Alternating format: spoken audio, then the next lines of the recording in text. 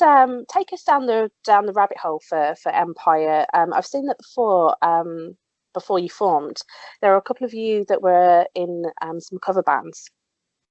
What gave your ambition the push forward to start creating your own music? Oh, who's going to go first? Do you want to go first? Yeah, okay, yeah. So basically, me and Henrik met shortly after I graduated from music college, and I was with a bass player looking to find a singer just to do some covers, and Henrik answered an ad on a local website called Northampton Bands. Yeah. And he came over to my house and did, what songs did you sing? You sung Alive, Plush, probably Creep by Radiohead. Just as a little jam session. Matchbox 20, basically a kind of bunch of mainly grunge rock and some indie rock stuff from the 90s and noughties, I'd say. Yeah, and basically we put together a small acoustic trio, which we did a gig about 2 or 3 weeks later, where we had a residency at this local cocktail bar in my hometown at the time. Even though we weren't playing cocktail music. Yeah, we were playing rock covers.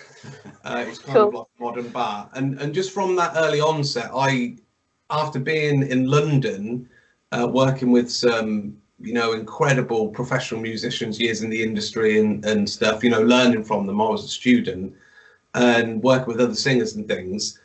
I heard his voice and I thought, that's not just a covers voice. It's a fantastic covers voice. So from the early stages, I thought we need to do original music, but there was a problem. The covers band became so popular. We started doing weddings and got other residencies, beer festivals, functions, which were really fun. And we're getting a bit of cash for it as well. And it was really a fun experience. And we were out every weekend, like sometimes twice, 3 times a week doing gigs, acoustic gigs, festivals and everything. And it built its own fan base.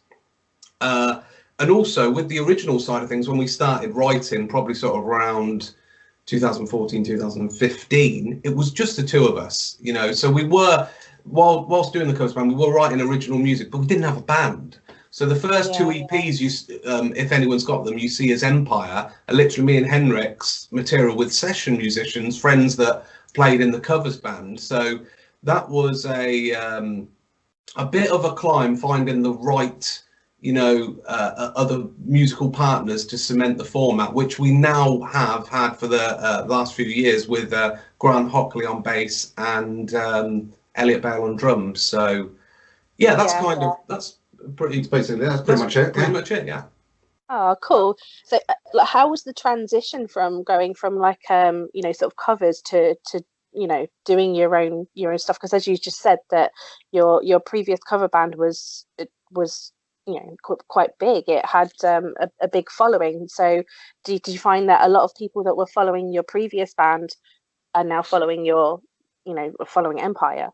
Yeah, for sure. There's definitely quite a few people. And we played in a lot of the same places, so a lot of the stuff that we would do be around Northampton, Kettering area, and some of the pubs are the same pubs. We'd be doing a covers band gig, and then we'd be doing, like, maybe 2 weeks later, we'd be doing an early Empyre gig or acoustic stuff session. So that was at the crossover time, at least, probably around 2016 is when we decided to shift the priority of Empyre versus the covers band. And then we had about 18 months or so where the covers band still existed before we went, okay, right, we just got to kind of scrap that and do the odd. Didn't I still do the odd acoustic gig? And so did some of the other guys. Like, they'll join us now and again, and we'll do something small if it's a place that we know. We just have the places we like to play, and if we know them, we'll do a covers gig for them. Otherwise, it's Empyre. Now we do both. So we did one. We got to do a socially distanced one before Christmas, and we got to do a whole bunch of covers as well as, like, 4 Empyre songs or something like that. And everybody knows both of them, so it was kind of cool. Oh, that's cool. It's a good smoosh up then.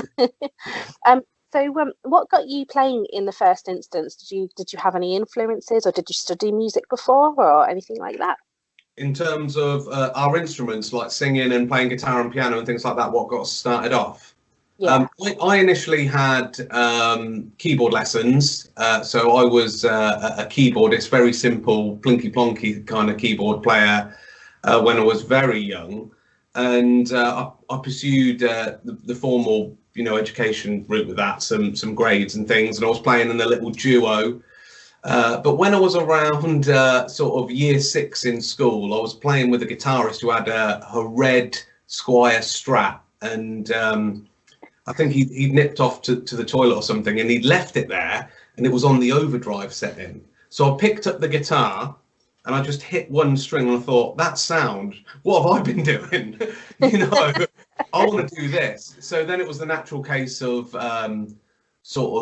begging my parents for an electric guitar, and my mum wanted to get me a synthesizer because she invested so much in the piano. No, we're going to get him that. And then my dad took me to, which is quite an iconic music shop in Kettering, Patrick Reed Music. They were one of the main Fender distributors, and I got my first electric there when I was about 12. And then pretty much from the off, a few months of teaching myself, got into some lessons, joined a music school, and got in a band with my brother on drums, and we did a gig after a year, and that was a bit of originals and covers. But I really went a bit nuts about guitar, specifically around the age of 14, 15. That's when I really, and then later pursued it at music college at Guitar Rex in London, which I studied it, and then post that I've been doing music ever since. I've been an educator myself. I've got a music school, and then the other half of what I do is pretty much with Henrik, just with the band. So that's kind of my history of being involved in music. I started out pretty much the same way, pretty young, starting out on piano up until, I don't know, between the age of about 5 and 11, I was rubbish. I got to about grade 3, pretty much all the music theory. Yeah, I was gonna say, it's pretty good. I'm probably somewhere below grade 3 now, even though I like still playing around on a piano. I used to be able to read music. I can't read music anymore. So then I had a gap for a couple of years, and I think I got a guitar when I was about 13.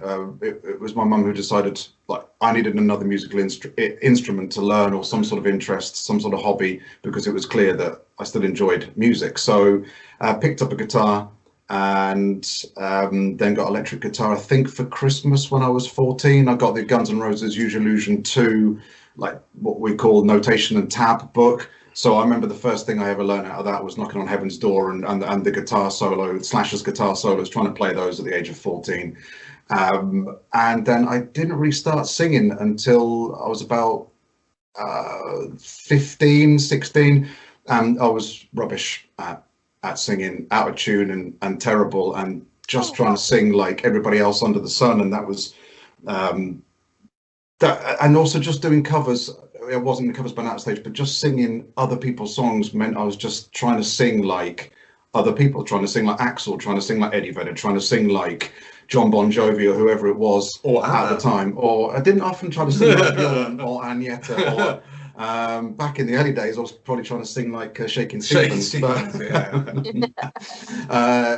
Yeah, so that I got into a first band when I was about 23, like as a singer, but at school it was just no one else was singing, so I was just the one who took over that. So I think my first singing gig was when I was about 16. We did 5 songs, and it wasn't too bad, but I thought at that stage, I wouldn't mind doing some more of this. Yeah, and you find your own way, so yeah, awesome. In terms of songwriting, how do you piece everything together? Has the current kind of world chaos changed your structure of how you work as a band, like kind of barring rehearsals? Well, it's changed for the band. Luckily, Did and I are in a bubble at the moment, so we get to see each other quite a lot. Although for the first 3-4 months of the first lockdown, we didn't see each other for ages, so that was pretty tricky. Now, over the course of the last year or so, I think the whole band, we've all got our own way of now recording. We've sort of upped our tech in terms of being able to get stuff like Cubase and then record ourselves and put together demos. So we've got relatively adept at getting demos together and building them, and then Did and I can build them here at my house in my little music room, and then send the stuff out to Grant and Elliot, and then we could send it like just a guitar track with some vocals, and then Elliot could put some drums on and Grant could put some bass on it, and it's become easier, but it was pretty tough to start out with. We had lots of like little bits of songs that we couldn't get into a practice room, and that's still hard at the moment, like getting into a practice room with the guys. We've got another 3 songs at the moment that we want to practice, plus another 6 or so that we've never even had the opportunity to gig. You know, we've got new music we want to bring out to people in a live environment and test out, and we just can't do that at the moment. So. And the rehearsal rooms are where the refining starts to happen. That's where you hear the natural instrumentation and everything, and everyone, and the happy accidents in terms of little bits added.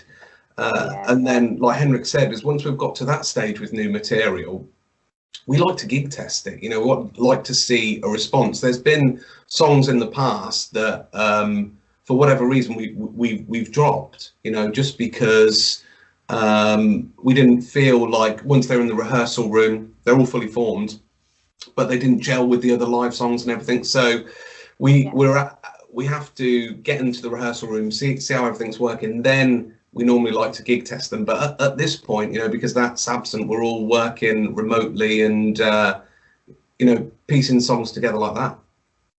Yeah. So even though you know you're working with limitations, but you're still making you know progress in music though. So making the most out of it, all the time. It's a good opportunity. Now that we're in a situation where we're not gigging, the upside to it is there's a little bit more time for Did and I to spend more time writing and honing songs. So there's music ready, and we have been into the studio to start the recording of the second Electric album. But that's been sort of cut off, and that will probably carry on over the course of the next 6 months or so, I reckon. But hopefully once we come out the other side, then it won't be too long before we actually get some new Electric music out. Oh, exciting.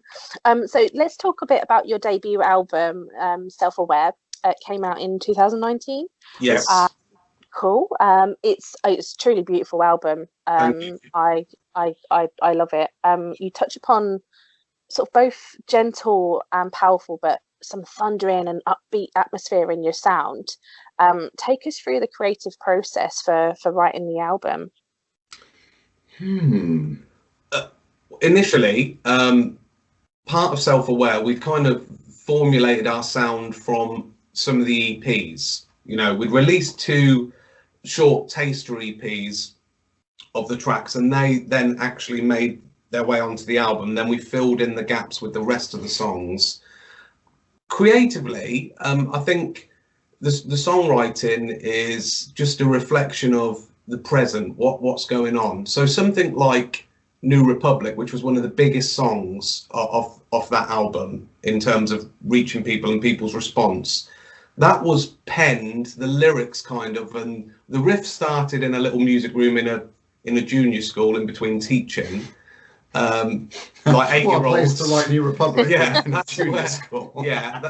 But it was kind of like an observative. It's not very political. It can be interpreted as political, but shortly after the Manchester bombings, that kind of thing, that kind of inspired the lyrics to that from an observatory perspective. So it was the songwriting and the creativity goes with what was going on at the time, but also with things that have happened personally. So there's a song about the end of a toxic relationship and coming out stronger. You know, that was something that was happening at the time. There was a song about Henrik singing some words in the shower and a melody that he couldn't get out of his head. It was not so much about like, so Only Way Out, as the story goes, I was sitting in here in this room that I'm in at the moment and playing the guitar and writing. Sometimes I'll just sing stuff to a tune to then see what words come. So started with the O's of Only Way Out.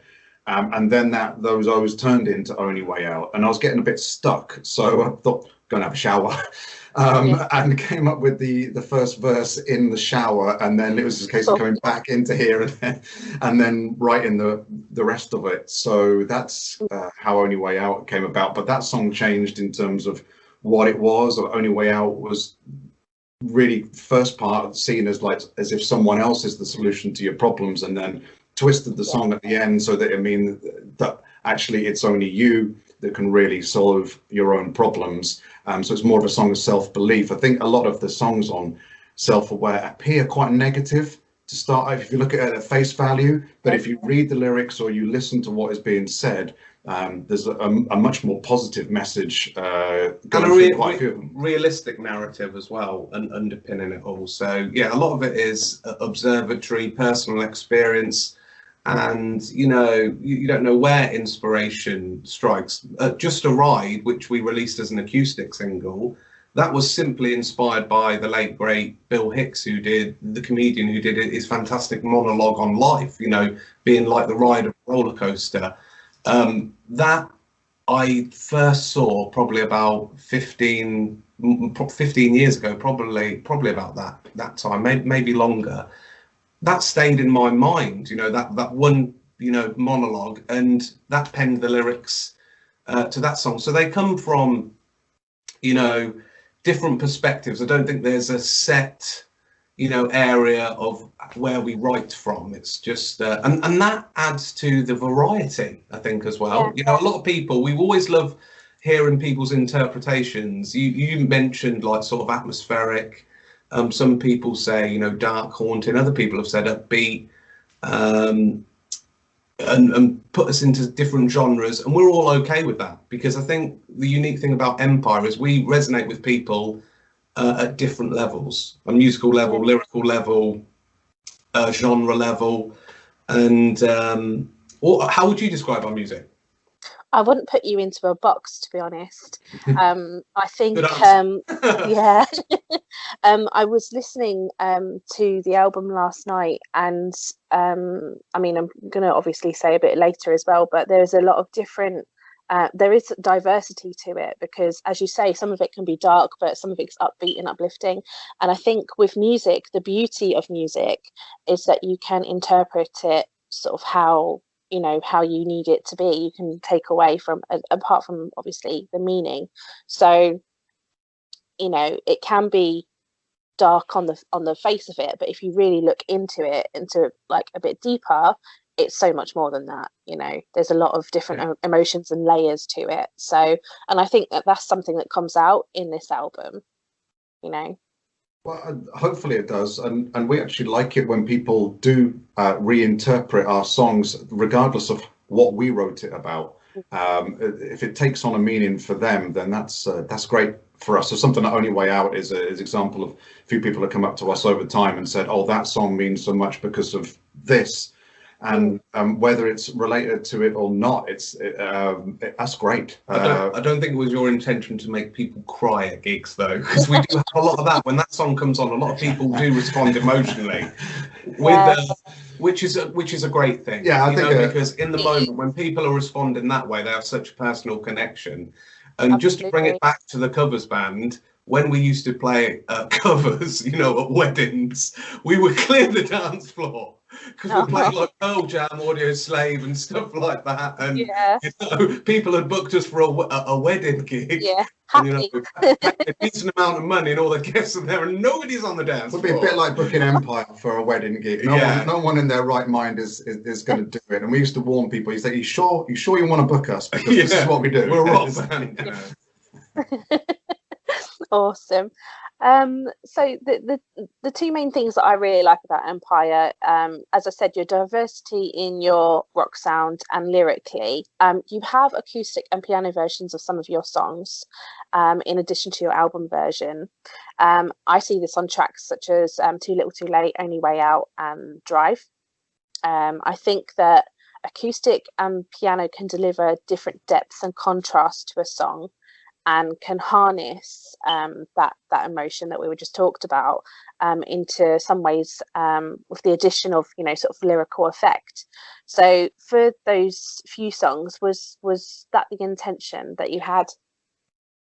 I definitely agree that when you do acoustic based versions musically, you're more exposed. There's no overdrive, there's no big loud drums to hide behind. The singer's voice is particularly exposed, and with his voice, everyone hears all the elements of that. I think the idea behind the acoustic releases. When me and Henrik, loads of the songs on Self-Aware started as acoustic songs, just on acoustic guitars. And when we were trying to get on the, you know, the rock original scene and build the band, a lot of the early gigs we got were at festivals, but because we're new, nobody's heard of us, nobody's heard of our music, we got on the acoustic stages. So that was our first thing. Then we'd get invited back and go to the electric stage, present that material. But when we kind of do acoustic, it's not simply a case of, you know, let's just pick up the acoustic guitars and strum out the same chords. What we like to do is get a grand piano, completely rearrange it and write new parts with the heart of the song still being there. So it's kind of like the MTV Unplugged approach. So if you remember those famous performances from like Pearl Jam, Queens of the Stone Age, George Michael, Katy Perry did one. What they did was they reinterpreted their tracks live, the Nirvana one particularly iconic and everything, and even doing some covers. But those songs take on a different form. Personally, I love rearrangement and reorchestration and things and changing stuff around. So that was kind of the method, the thought, you know, the creative thought behind it, to take something like what Henrik wrote with Only Way Out and what we arranged as the electric version, and then think, okay, how would this work acoustically? And naturally, it just fit on piano. So then it's just a case of, now we need a grand piano, you know. There's also a thing for us that when, as we talked about earlier, with Did and I, the first thing we ever did was sit down with 2 acoustic guitars and play a bunch of cover versions acoustically. And then the covers band we started out as an acoustic rock band. And we would then go and strip other people's songs and do our own version of it. There's even examples of that on our YouTube channel. So there's like a version of Titanium by Sia and David Guetta that we've done in acoustic kind of rock form. So I think with our songs, we don't just see them as, okay, well, we've done Only Way Out, so there you go, that's Only Way Out. We're actually still playing with that song and doing other stuff with it, and then strip it down, rewrite it. I mean, if you take an artist like Bob Dylan, for example, I think someone else has done a much better version of all of his own original material. So we're kind of doing some of that with our own songs. We're playing with them, and if we like what we've done once we've been playing with it and changing pieces and adding bits and taking stuff away, certainly with Only Way Out, to mention that again, we are trying to heighten that emotional intensity. We know how it can be when it's electric. We know how it can be on the piano. We still think there's ways we can heighten that even further. So it's kind of like a goal of ours, and we don't think that a song is set as it is. We can still play with it, and who knows when you might see other versions of other things that are of ours from the past, or even the new stuff. Not whether we haven't started playing with our new stuff yet, but no doubt we will. Oh, I hope so. I hope so. One of my favourites from Self-Aware is actually My Bad. This is one of the more sort of thundering power songs on the album. It's loud, but it's got a beautiful balance of what I interpret to be classical and atmospheric rock. And it's like pounding drums, rippling strings, beautiful solos. Lyrically, it's relatable and injects some awareness of the struggles of how different connections and relationships affect mental health when they don't go the way we plan. You know, in terms of songwriting, what takes you to the subjects of the lyrics and sound that you want to project to your audience? You say, you know, that it's some can be personal experience, but do you also get it from another source as well? I get from loads of places. Sometimes they'll just come from a line. I've plenty of times I've just someone speaking, maybe a conversation, maybe something I've seen on TV, and I'll just make a little note. I've got like Google Keep on my phone, and I'll just put my notes in there. I'm like, oh, I want to write a song. I can think of one instance. I was watching a Louis Theroux documentary about, he went to some, I don't know, state penitentiary or something like that, and someone used a phrase that was gabos, which is the game ain't about sympathy or something like that. I've got it written down. It's like, I want to write a song that's called gabos, that's about the game ain't about sympathy. And little ideas like that. My Bad happens to be a song about us two arguing. So that's why, as Did said, the video that came out is actually Did and I having a fist fight and a shootout in a cartoon form with this decimated London backdrop. But the lyrics and the song inspiration could come from just about anywhere. Equally. Multifaceted way of writing a song and lyrically. I'm a bit old school. I have a notebook. Last year's one was a Deadpool one because I'm a Deadpool fan, and it's just notes and ideas, words and phrases and things and themes and stuff. And yes, you can write about personal things, but I think what you identified is if you're writing from the personal perspective, sometimes it's good to think of taking your own ego out of it to see if other people will identify with the theme, because other people have been through the experiences. But then again, if it's non-personal, it can be observative, so just looking, like I said about New Republic, with what was happening in the world at the time with certain ideologies forcing people to do things. Stone, which we've actually released an acoustic version of with a brand new music video today. That's just being a fan of the protagonist from True Detective season 1 and his monologues and his dark kind of cynical nihilistic approach to life, which again is kind of rooted in realism. So that's a series that's inspired it. Bill Hicks. There's a song on Self-Aware called Too Close, which was, I really like the interplay of duality in life, good and bad. So like one can't exist without the other. So if life's going great, there's always going to still be some bad elements. But if life's really, really shit, there's still some good there. So that whole yin and yang thing. And I thought, well, Slipknot have done a song about duality, but I poke my fingers into my eyes doesn't really cover it. So I take the approach of like, let's think about that subject and see what kind of words and inspiration. But like Henrik said, sometimes you hear something and it just can be a passing conversation. Someone said a phrase recently to me, which is going to be in one of the new songs, and it's like, I take no pleasure in shooting mosquitoes with an elephant gun, which is about problematic people.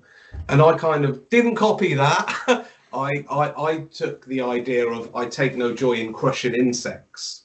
So that's going to be in one of the new material, one of the new songs. So things like that in passing conversation, inspiration's everywhere. But you've just got to work with it. And then normally what me and Henrik do is we'll work as a songwriting team and just piece together lyrics, words, musical parts, refine them, change things. And then when we bring it to the guys, that's when the kind of magic happens and they bring in their elements as well. And there's so many different creative elements coming in. That's when a song takes form. So it's really interesting listening to the early ideas, like the really first original ideas, like a little acoustic riff in a practice room that now turns into, a big stage performance suitable for arenas. Yeah.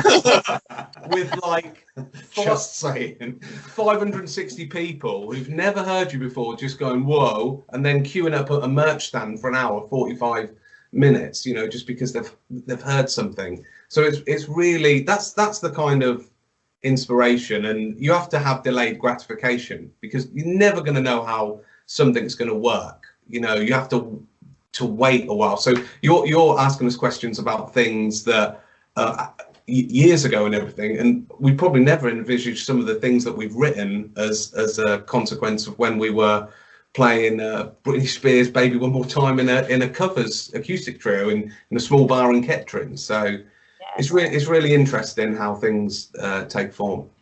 Yeah, it's about growth as well at the end of the day. So absolutely. Yeah. As you just mentioned, let's talk a little bit about this morning's video premiere for the acoustic version of Stone.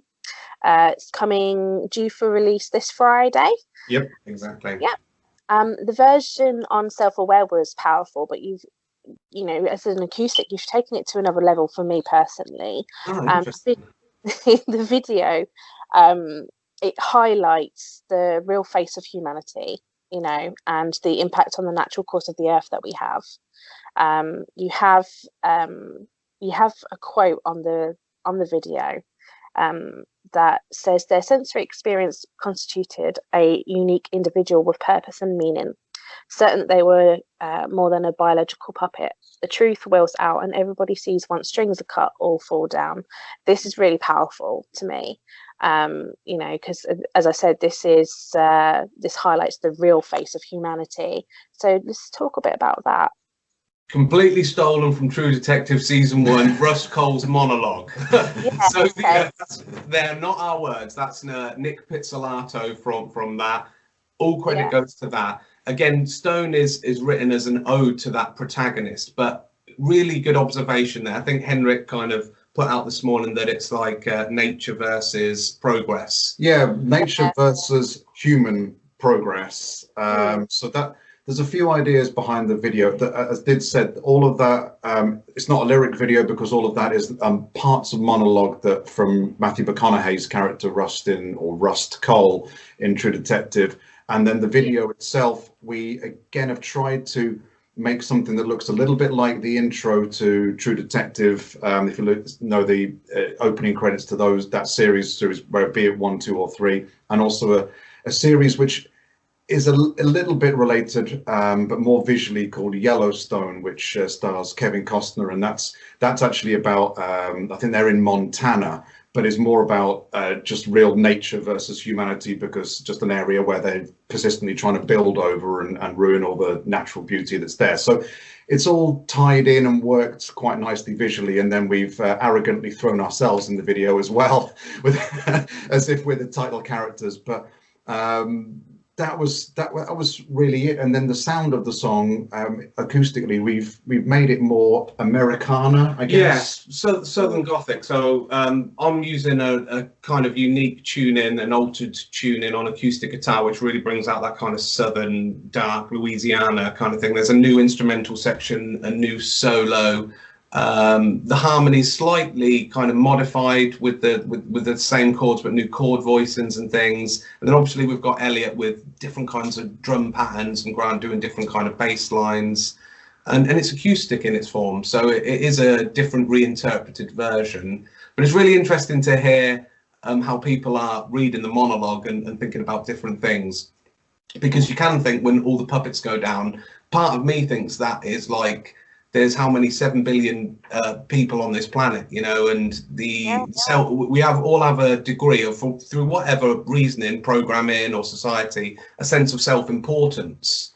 But in the big cosmic scheme of things, in the universe, we're just little ants on a rock, and we're damaging this rock. We're really damaging this rock, and we're kind of going against the laws of nature that we don't follow. So there's a little bit of that, but it's gone out this morning and people are spotting it and identifying with different things for their own lives, and that is, you know, that is a good observation. Awesome. Well, that answers the question. It does, thank you. I mean,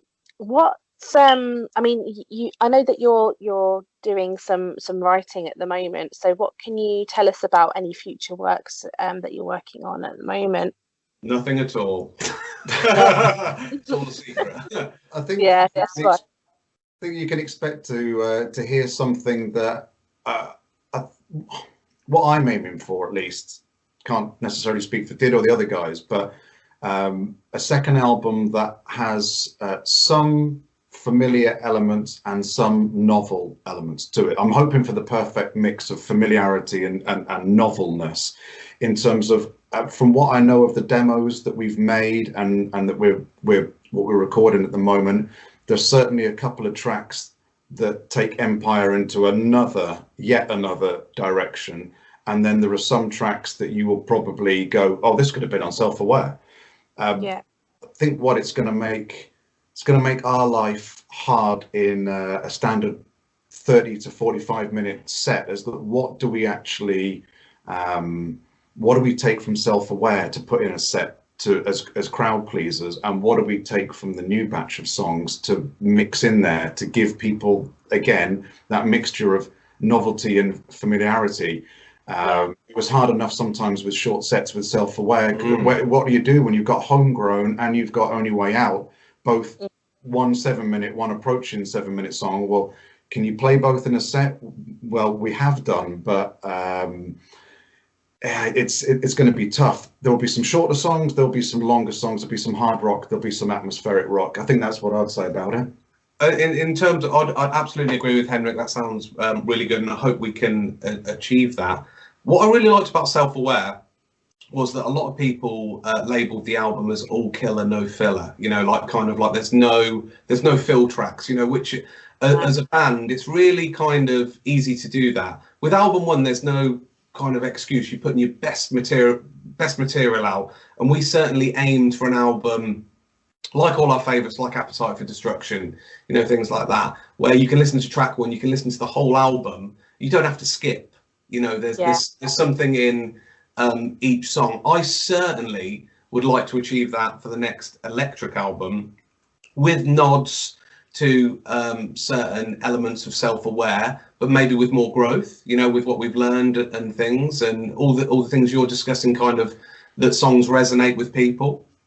Yeah. And then absolutely what Henrik's saying, introducing other stylistic elements of things where we might go a little bit more commercial perhaps, or a little bit more, you know, more atmospheric or less atmospheric. So there's variety. So you're not hearing the same thing twice, but at the heart of it, what I envisage for Empyre is like a 4-piece band, you know, where every element of the band, you know, comes to the forefront. You know, you've got an exceptional singer, exceptional bass player, an exceptional drummer. You know, there's no one of a lower level. You can really hear that, and an okay guitarist. You know, that really balances out, because there's strength in numbers. You know, certain bands are about the singer, certain bands are about the virtuoso guitarist, and the singer's kind of like just on the side there. I think many people's favourite bands are where there is 4 identifying characters that bring a lot to the table, and I would love that to be reflected strongly in the tracks in Electric Album 2, like they are in the first album. So and just music that people can enjoy, you know, music that people can identify with, and that just doesn't get one play, that they can keep coming back to. You know, like it's 2 years since Self-Aware was released and people are still banging on about it, you know, still listening to it. I love this song and everything. It was like, long may that continue, by the way. Yeah. So for it. We've been a bit more ambitious. It certainly feels like, I mean, it's good, but it certainly feels like a lot of hard work is going into whatever the second album's going to be called, which we don't know at the moment. Got a good idea though. We've got a few ideas, Yeah, maybe a little comical, but yeah. And we're still aiming for.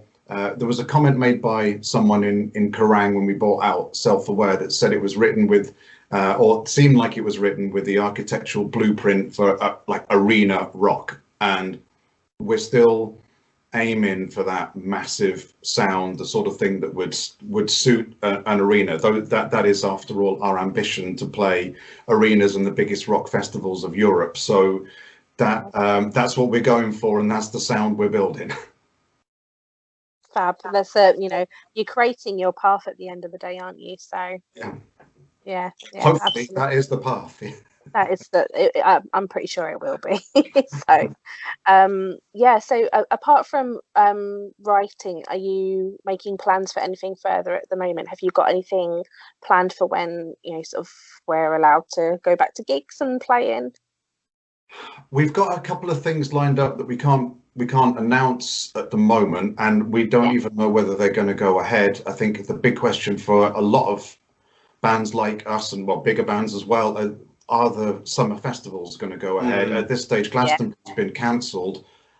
I think the rock festivals are going to follow with whatever happens with Download, and surely that is on shaky ground, as sad as that is at the moment, because what happens? That's like, if this festival season doesn't happen, that's 2 festival seasons just wiped off. That's an awful lot potential progress for bands like us. It's an awful lot of potential revenue for a lot of people, not just the bands, but the industry's everybody. got to recover, hasn't it? You know, so we've got a few tentative gigs lined up, but we don't want to announce them and get people's hopes up just at the moment until we're a little bit sure we can do them.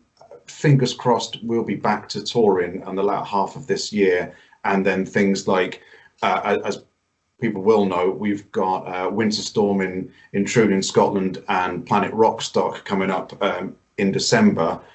Yeah. You'd like to think that they will definitely happen, but who knows what could. Yeah.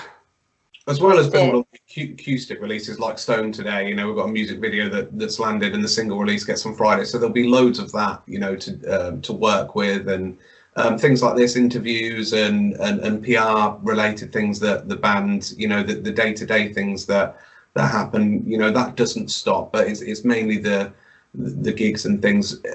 As soon as possible, you know, when things are a little bit more open, we will be back in the rehearsal room. We'll be aiming to go back into the studio, you know, because we're just waiting to lay down more of the new material. So we've got plenty to keep us occupied, and we're just really trying to make the best of a bad situation until we can get back on stage, playing to people, playing to you lot. So absolutely. I mean, from my perspective as well, because I organise gigs and festivals. Yes, yeah. From that perspective, again, it's just a sit tight situation, and like you know, you have to make the best of what you have. And I think that when it all does come back, I'm hoping that people are going to be more drawn to supporting artists and, you know, and events, and that you're going to be spoilt for choice of what to play, or, you know, and that would be great. Yeah, I think that's I hope that there'll be a lot of people who through things like this, that have seen stuff online, found out about new bands online, be that or through radio or whatever it may be, and then gone, oh, I can't wait till they can get out gigging again. I'm going to go and see this new band. I'm sure that as soon as things get vaguely back to normal, it is going to be crazy for a few months, not just for bands like us, but I mean, we're already burning to get to gig. Didn't I've got a gig we want to get to in Denmark at the end of this month. There's a particular Danish band. We're going to plug them again, called Dizzy Ms. Lizzy. That's all with Z's. Dizzy Miss Lizzy. It's not a good name. Sorry, guys. But they've done an album called Alter Echo, and I thoroughly recommend everybody should go and check out that album that came out last year. They're going to play that in entirety, and we're meant to be going to Denmark at the end of this month to go and see it, but that's probably not going to happen. Yeah, that's our album release of 2020. We got asked that the other day in another interview, that what new music, like what people have been discovering. Yeah, and for us, they hadn't released a new album in a long time, and they bring this out, you know, after years. Alter Echo is well worth checking out. And then the pandemic literally just happened, so. And like Henrik said, yeah, we're vying to go to gigs and festivals. I've had cancellations. I was scheduled to go and see Avril Lavigne, you know, because absolutely love her music, you know, and I love her. I love pop influences and things, and that's been changed twice. And I was scheduled to go and see Green Day Sum 41 in the Hyde Park. That's been cancelled, and then Dizzy. So. It happens for musicians as well. Everyone's itching to attend as well and go and support. Our gig list is getting decimated from both sides. Yeah. I can imagine. So in your opinion at the moment, why is it so important to support the music scene? Because there's so many people involved in it. The bands, the people that support it, people like you, the blogs, there are thousands, if not across the world, millions of people involved in this industry, but you know, I think for a band like us, we are the least of anyone's worries, if you want to put it that way. We're still managing to survive. We're quite fortunate, but there are venues in particular that are really, really struggling, and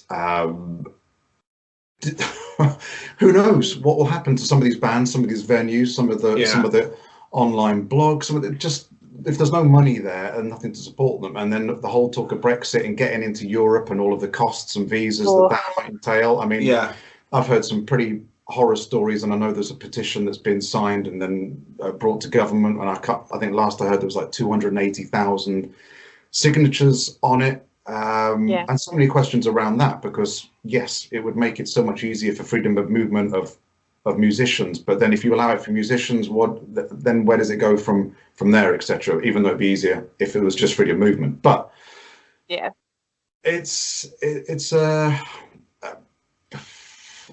I don't know, I don't really actually know where to stand on this one, because it's a very hard place to kind of preach and say you should go and do this, you should do that, when there are plenty of people out there who are not involved in music who are having a hard enough time as it is, for whatever reason, either because of mental health issues and they're stuck at home and they can't get out and do their normal routine, or because they are musicians or in the music industry and they can't get out and do their job. It's pretty tough. You can look at it from varying perspectives. I mean, there's really only a handful of things in life that bring people together as a community. One is sport, definitely. You know, you see stadiums and people getting behind their teams, definitely that. Comedy, you know, people resonate with that. The arts is just so important, you know. Music is something, I think it wasn't Plato, it was another guy that said it's the universal language of mankind, you know. Like, I can go to Japan and not speak a word of Japanese, but if I play a bit of Back in Black by AC/DC, they're going to recognise that, you know, or the Beatles or whatever, your favourite band. So, and this industry, this music industry, is full of, you know, celebrities and famous people, but I would say probably 98% of the people in the industry are people who do it with a labour of love, you know, and they do earn a living from it and do things, but they're passionate about it. It's part of who they are. And, you know, getting behind that is things like, you know, the venues are struggling. So when we do open up, just go to a gig, you know, have a pint, make sure it's something you like, obviously, don't go and see something, but and hopefully that there will be opportunities. There are venues shutting down, but when things do recover, when the economy gets better, someone might take that as an opportunity to say, look, we've lost one in our hometown. We've lost an iconic rock biker bar called the King Billy. That has been forced to shut down, and there's so many historic bands that have played there. We certainly, you know, cut our teeth playing gigs there, and it's closed at the minute. But that doesn't mean it's going to be closed forever. Hopefully that someone will pick that up and see it as an opportunity. But yeah, like you say, like Henrik was saying, people who are on the media side of things, that run their radio stations, that blog, that have Instagram pages plugging bands and everything, and because they love music and things. And I think bands and artists can support each other. We are in a fortunate position, but there's other artists out there that aren't in such a fortunate position, and you can show them support and listen to their music, stream their music, buy some merch and things like that. It's the little things, you know. Yeah, absolutely. It's about you know, unity. Music is a lot about unity as well. So and I think you know, through something like, you know, the last year, music is really important, because it's an outlet, you know. So yeah, so where can our readers find your updates? Have you got anything sort of live scheduled online coming up, or you know, sort of any online shows or anything at all? There are no we haven't got planned any live streams. That's not to say we won't be doing any more. We may well be doing some more live streams at some point, but there's nothing planned at the moment. What we do know and what we can say is that we've got more releases, not just today's Stone video release and the single release on Friday. As Did said, we're in that fortunate position.